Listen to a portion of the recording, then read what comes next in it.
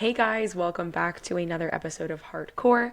I'm Chell, and that's Miko, unfortunately, all the way across the world once again. What's up, girl? Hi, Celestina, and hi, everyone else as well. Nice to have you here again. If you watched last week's episode, we recorded that a couple of weeks ago, and we were together in real life for the first time in like 2.5 years. Or maybe it was a year and a half. It's only like a year and a half, but still, feels like Too long. forever.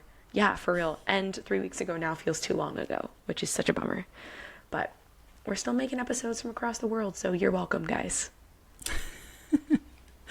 Yes. And today, I'm gonna be super real. This was not the initial topic that we chose for today. I texted Miko last night. I was like, yo, are we recording this week? She's like, yeah, sure. I was like, cool. Look through our list of like running topics that we have. I was like, let's do this. She's like, damn, going hardcore. I was like, you know it. Hence the name of the podcast, Hardcore. Heart, not hard, Heartcore. Anyway, we got into it. We popped on here and we're like, whoa, this is way too intense for today.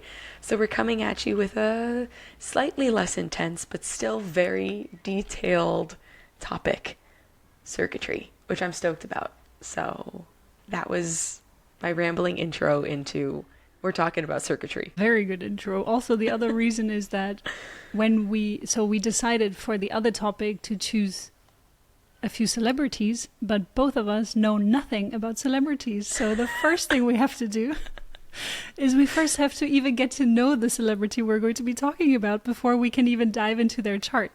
That is part of our challenge, but we're working on it. And we will come with the topic that we had chosen for this episode. We will share that with you in the next episode. Little cliffhanger. You're welcome. So with circuitry, we're going to break this down into the 3 higher levels of circuitry, which are individual, collective, and tribal. And then we'll touch upon like the sub circuitry of each of those as well. Obviously providing examples as we normally do. I'm going to have Miko take the lead on both individual and collective because she can physically experience those, whereas your girl here is just straight up tribal. So I will speak to that from personal experience. So Miko, start us off, won't you? So the first circuitry we're going to be talking about is the individual circuitry. And before we even dive into that, let's explain what circuitries mean in the first place. So every one of us in the human design chart has more or less of certain energies. As you already know, you have certain gates that are defined, certain gates that are not defined, certain centers that are defined because of 2 gates creating a channel. And all of the channels fall into either the individual, collective, or tribal theme. And you will also recognize this whenever you're reading about a gate or a channel. You will find that there is a lot of information that relates to these main topics. So depending on the channels that you have, you would first look at how many channels are there and which categories do they fall into. And you can do that by simply, if you're watching this, taking a look at this graphic and identify which channels are falling into which categories. There are also programs out there like Neutrino Design, the app, that provides you this information without you having to identify it yourself, how many of your gates and channels are falling into it. There are also paid versions of this, but if you want to do it manually, which is also fun sometimes, going back to the roots, you can just look at this graphic and identify, okay, first of all, look at the top 3, individual, collective, and tribal, before even diving into the subcategories. And then you can see, okay, my 2, 3, or even 1 channel, or no channels is also an option with reflectors, are falling into these categories. And as Celestina has mentioned at the beginning, she is very, very tribal, whereas I am a mix of individual and collective. And that is because I have 2 channels, and both of them, well, one is falling into the individual circuitry, and the other one is falling into the collective circuitry. And then you also take a look at your incarnation cross and see which of these energies are connected to your gates. So for me, it is all individual, and for Celestina, 3 tribal and 1 collective. Correct? Accurate. Yes. So there is a bit of an additional collective energy for you as well. And we also, most of the time, I mean, it's very, very rare that you, or extremely rare that you would only fall into one of these categories. That is really, that's probably even more rare than being a reflector. You usually have a mix of some kind. You usually have some kind of a mix of these circuitries. So you can relate, but when it's a channel and when it's in your incarnation cross, these are very strong energies. So you're going to be able to relate to these themes the most. The individual circuitry that we wanted to start with is then divided into the knowing circuitry, the integration circuitry, and the centering circuitry. So here you can see that it's circuit. I refer to them as circuitry. How do you say it? Circuitry. Okay. Yeah. Yeah. So just a preference, I would say. And within that, if you take a look at the channel that is connecting the ego with the self-center, that would be my channel, and that is falling into the centering. So the individual circuitry, let's keep it high level instead of diving into the small parts, but we wanted to mention them at least. The individual circuitry is very individual in its energy. So it is an interesting one because on one hand you want to stick to your individuality. You want to express your uniqueness fully, and it is also what my program Opportunity is all about, to really uplift the individual and their potential and their uniqueness, and not just to hide that. And that is really what it is about. The individual is standing out from the crowd. They often do conflict or have a challenge with tribal circuitry because that is very different. It is not about sticking out. At me, bro. It is not about sticking out in the tribe. It is about being a collective. It's about not collective is going to be misunderstood in this context with the collective circuitry, but it is really about being one. And the individual likes to stand out and stick out and do its own thing, often also going against the rules of the tribe, and that can cause a lot of conflict. But the individual energy is needed for the collective because you kind of lead the way in a lot of ways. You kind of show, okay, this is what we can do, this is what we can achieve. And a lot of times there are examples in history where, for example, the one that always stood out for me was Joan of Arc. She was someone that is a great example of an individual character that is fighting for what she believes in. Whether or not that was the right or the wrong thing, that's a whole different story.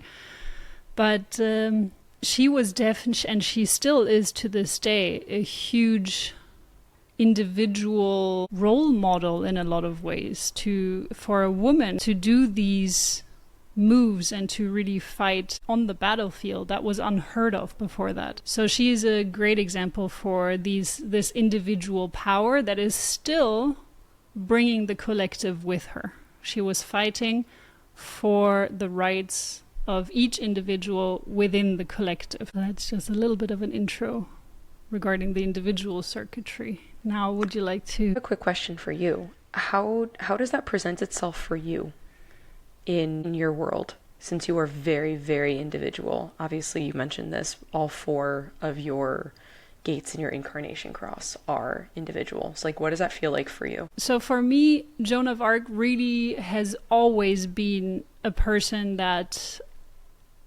I thought was extremely brave, and I looked up to her in a lot of ways. Yes, she may have been labeled crazy because she heard voices or she heard the voice of God, and she did kind of go off the I don't fell off the wagon in some ways. The rails. Yeah, went off the rails. But I was always fascinated by her because, and I think this is very strongly linked to my incarnation cross. So you can see that even as a child, you will be able to relate to the influences in your chart. And for me, the 38, 39, these gates are extremely important. And one of them is the gate of the fighter, the gate of the warrior. And I have this energy also with the 2551 channel. It's also all about being in your own power and taking the craziest risks. So sometimes you know that this is going to hurt, this is going to be painful, this is going to be challenging, but you still decide to run into it with full force because it can lead to transformation. This is what the 2551 is all about. And I can feel all of these energies inside of me. So I do take risks that I know that are going to be painful, that are going to be challenging, that are not the easiest path, but I also know that this is going to lead to extreme transformation. And this is definitely something that I've seen all of my life. I was lucky enough to have a family that supported me in every decision that I took. So they really let me be the individual that, like, live out my individual energy. They let me do that. And sometimes I would make choices that no one could understand, going from photography to psychology to communications design to criminology to the health practitioner. So doing all of these different studies and being interested in such a vast field, it can be very difficult to understand an individual's choices. So that's why it's very important to listen to your inner voice. The individual circuitry is a lot about this inner knowing, hearing your own intuition, listening to it and following that intuition. But also, you first need to learn how to identify what is your intuition and what is your mind, because the individual circuitry can be quite easily pushed down by people around them trying to make them just one of the crowd. However, usually the individual circuitry is also very strong-headed. But yeah, it's, if you have a support system that supports you in being you, true to you, then that's great. But sadly, not everyone has that. That was really insightful, because obviously you feel what you feel and I don't feel that. So it's really cool to see who you relate to. I think that's really interesting too, right? Like finding what you feel in a character in history that you learned about in school was probably really, I guess, insightful for you as a kid too, being like, oh wow, this is someone that I look up to and this is kind of what I feel inherently too, which is really cool. So thanks for sharing. Thank you for asking. Of course. Always invited. So yeah, now something that I can not relate to very easily. And it is not a joke that this is really hard for me to connect with in a lot of ways, to have people that do have a lot of tribal circuitry. So I would love to hear your side of this circuitry. Yeah, so tribal circuitry as a whole, I think of like the song from the early 2000s. I had to look it up by who it was by. It's by Jeezy. I think he was a one-hit wonder. But the lyrics are basically like, everything I do it for my hood. And that's kind of the vibe that I feel on the regular, right? Like my hood are my people.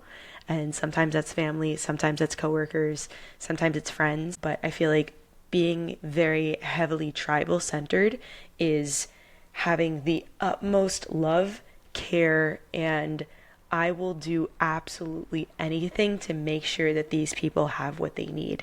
I think that, on top of having the only channel that I have going, right, being like the resources channel, but that's also part of the tribal circuitry. So like that's some of what one may feel with tribal circuitry, is that you have the resources and you are going to share it with your tribe.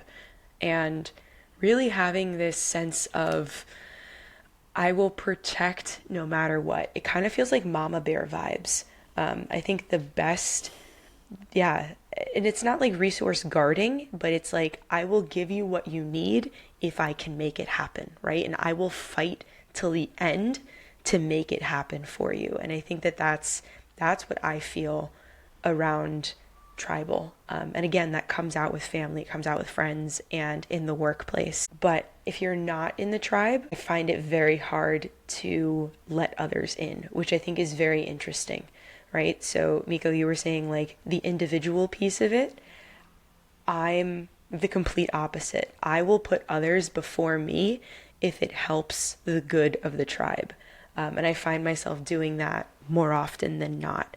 And again, that's sometimes with physical resources. It could be with just like different levels of love and care, right? Like taking the time to like really listen, taking the time to do X, Y, and Z, go above and beyond.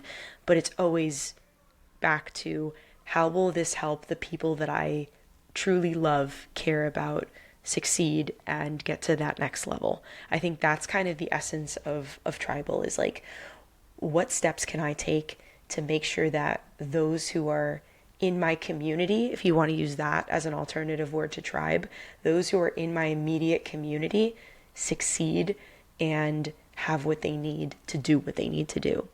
I think it's also interesting because in tribal circuitry, the money line is also within this as well, right? So again, it comes back to resources. Again, whether it be physical or monetary, that's really important to the success of the tribe. And I think like OG world, the actual like sustenance of the tribe, like living, right? Like if you don't have berries and you're hungry, or if you're not going out and hunting and you're hungry, like that's not great.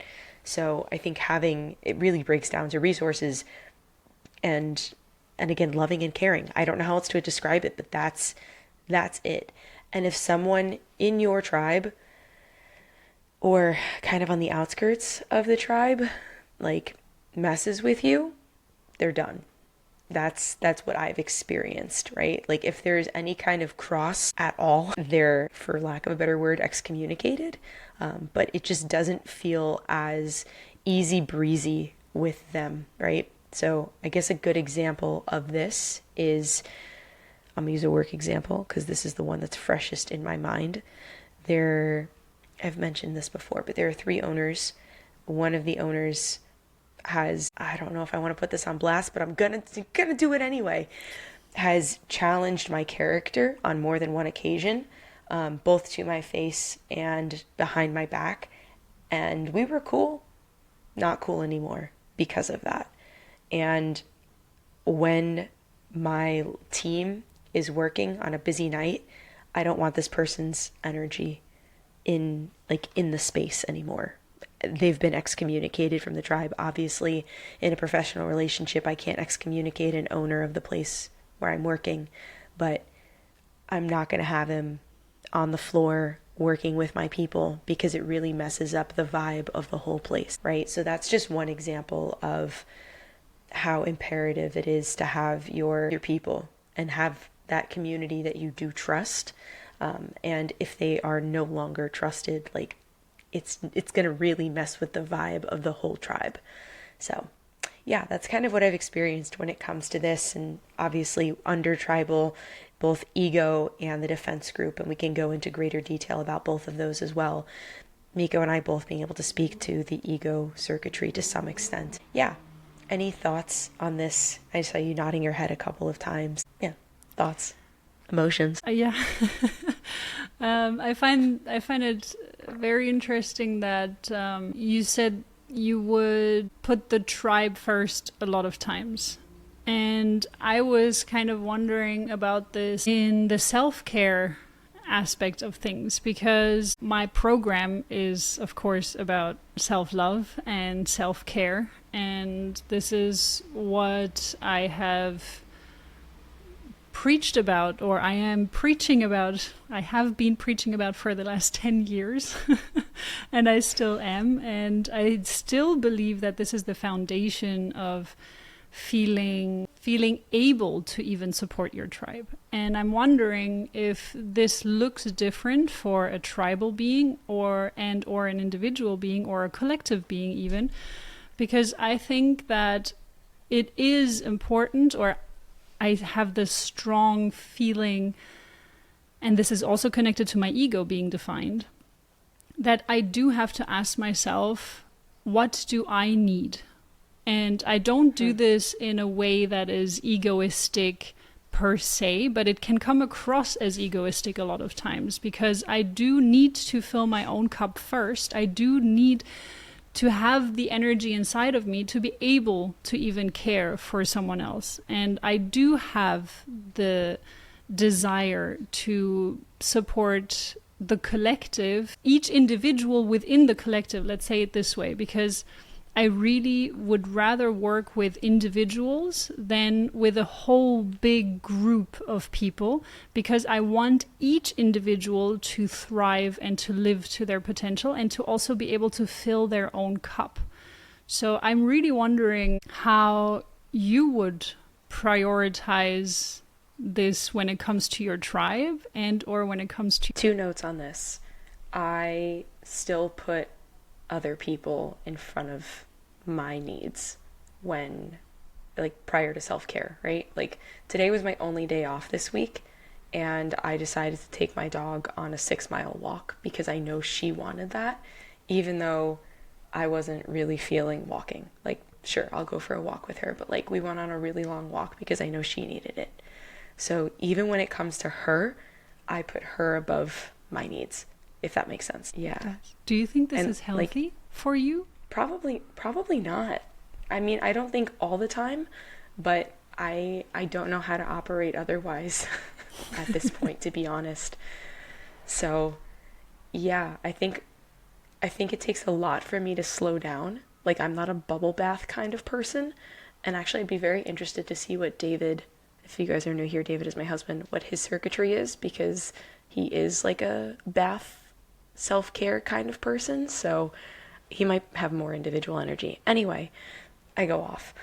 But yeah, I find it really hard to just like chill. If I'm not doing something for others, it's really hard to prioritize myself, for sure. Interesting. I think maybe it would just be a different way to approach the self-care for a tribal being. So instead of saying, what is it that you really need, even though you do have the ego as your inner authority, it's not just defined within both of us, but it's actually our inner authority. So that question is still very important for both of us. What is it that I need to be able to do X, Y, Z? But I'm wondering if it's maybe, and I see this in my mom as well, that's why I'm wondering that the motivation for you needs to be different. It needs to come from a place of, if you don't take care of yourself, you won't be able to support your tribe. So putting the focus on your tribe for you or for yourself, but to really bring forth this element that if you don't take care of yourself, you won't have enough energy and power and strength to really take care of everyone that you care about. And you're going to be more balanced and more peaceful and more supportive for your tribe. There's a heart pull there. Sounds like a better strategy for tribal individuals. Yeah. Yeah, it's interesting. Who would have thought we would be going there today? Thanks for the free therapy session. Appreciate it. It's also a good insight for me to when working with clients. Yeah. Another note on the tribal piece. So how you said you'd prefer working with individuals. Dude, I hate individual work. Like, I love a good one-on-one conversation, but if I have to like change an individual's like mindset about something, it's fucking horrible. But when I had really small groups of dietitians that I was working with, and it was kind of like a business space / also hippy-dippy human design, open anything kind of space. It was just a really safe space to like express 3 to 4 people max. And those were some of the most, I guess, impactful spaces that I hosted, and seeing people transform in those spaces. But again, they were my tribe for that 6 week span, right? Those were my people for that 6 week span. And that was a game changer. So it's interesting that our circuitry can also affect how we like to work and interact with others as well. I think that's a really cool note. Yeah, as with everything in human design, you have to look at the entire chart and also take into consideration the profile and the other gates and the type as well. So that may also be connected to me being a projector and having the most power when I do work one-on-one with people. Yeah. I do enjoy group settings, but even there, I then need to go into the personal. I then need to go into the individual psyche and challenges, because that's just my strong belief that when everyone is able to figure out their own stuff and to bring balance into themselves, the collective can thrive, or the tribe can thrive. It's just ingrained. I can't let this thought or this feeling go that this is the key to everything. Maybe it's not, but it's just a feeling. No, it's really cool. Very cool. So now that we've labored on about individual and tribal circuitries respectively, can you touch a bit on collective circuitry? Words, circuitry. Oh, the collective circuitry is about the collective. So it's about the bigger picture than just a tribe, or quote unquote just. Let's not use that word because it diminishes the tribe, and I don't want to do that. It's basically a bigger group, and it's people that are more estranged to you, whereas the tribe is more about friends and family and just people that you're very close to and that you care for. Whereas the collective is also about people that you care for, but you may not love them. It's a vision that you may have together, or a goal that you may have together. And the collective is divided into the logic and / understanding. And then it's also divided into the abstract / sensing. So the logic / understanding circuitry really is about trying to understand things.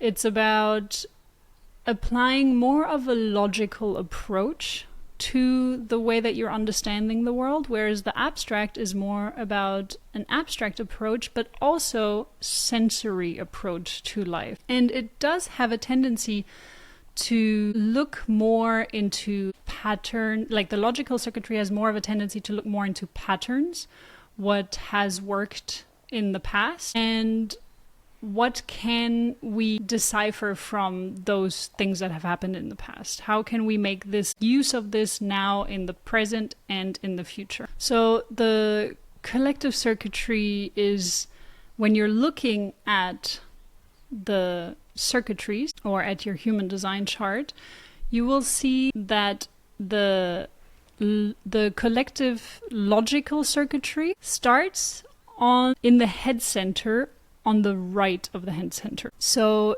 when you look at the head center, it's the gate all the way to the right, going down into the ajna, and then it switches. So then it switches to the other side, kind of like the brain itself, because one side is connected to the creative aspects and the other side is connected to logical aspects. And it also switches within our body. So one half of the brain is responsible, so the left half of the brain is more responsible for the right side of our body. So it kind of switches in the neurological pathways, whereas the right side is more responsible for the left. And it's also connected with the way that you see as well, the way that is crossed. So even in human design, it crosses over. It starts on the right side, gate 63, goes down into the ajna, and then it switches to gate 17 and goes down to the throat center. And it then stays on the left side of your human design chart. It also stays in the left side channels in the center of your human design chart, and then it switches again in the root. It goes from the sacral all the way on the right side of your chart down into the root. So this same principle also happens with the abstract circuitry. But there it starts in the head center in gate 64, and then it goes into the ajna and switches in gate 11 and goes down to the throat center. And it follows the same pattern, and then it switches again from the sacral to the root. That was maybe a bit complex if you were just listening to it. But I tried my best, so if you were looking at it, it's maybe easier to follow. But yeah, you will see these kinds of energies when you're reading about each individual gate or the center, the channels. You will feel the more abstract or the more logical aspect, the more I need numbers and details, and I really need to go into the nitty-gritty of things and to analyze, or the more creative part of things, the more experimental part of things as well, to really see, okay, what worked, what didn't work for me, for others. Yeah, this is a little bit about the collective. That was great. I didn't realize that they switched from top to bottom. I don't think I've ever paid that close attention to it, but that makes sense based off of like the example that you gave, right? Like the brain controlling the different side of the body. Totally makes sense. So cool. Yeah, and even when you're giving a reading, it makes things simpler when you understand that, because you can always then relate it to the more abstract or the more logical side of things. So when someone has from the head to the ajna and down to the throat only the logical circuitry, even though it switches, you do know that they're more of a logical person. They just have a tendency to be more logical instead of being more creative if they have the flip side of the coin. It doesn't mean that you can't be creative if you do or don't have either side, or you can't be logical if you do or don't have either side.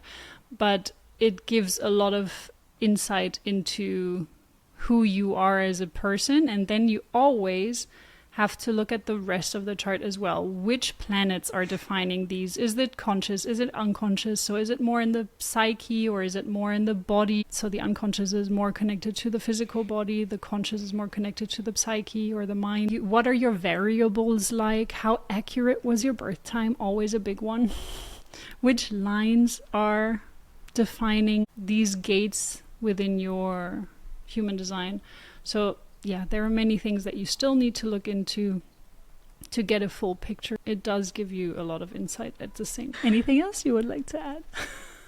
Yeah, so I think one example, a client that I worked with last summer had 2 collective abstract and 2 collective logical circuitry.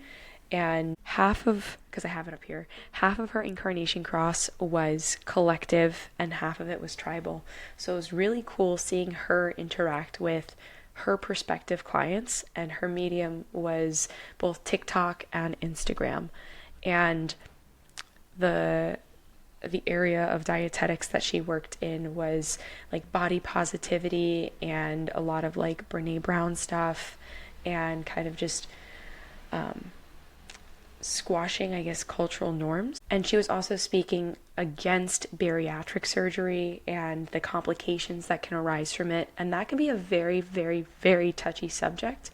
However, there are a collective, quote unquote, if you will, group of people out there who really, really resonated with what she was saying. And when she was speaking from a place of just emotional honesty, so she was a 6'2" emotional MG, but when she was able to speak from this place of honesty and this inner truth that she wanted to share about this topic, this collective quote unquote topic, wow, the impact that she had was immense.